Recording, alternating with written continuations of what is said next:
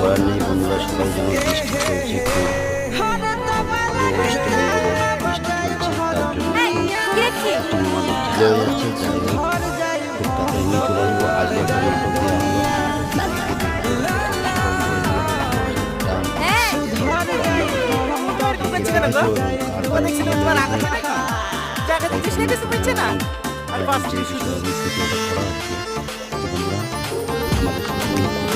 Boyfriend আছে?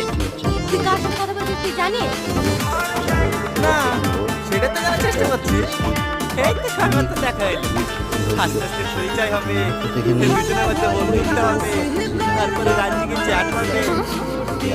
তার জন্য তো নাম লাগবে। আরে তুমি এত ব্যস্ত আছো কেন? নাম্বার দেবো নাম ঠিক আছে তোমার? ওই নাম তো নাম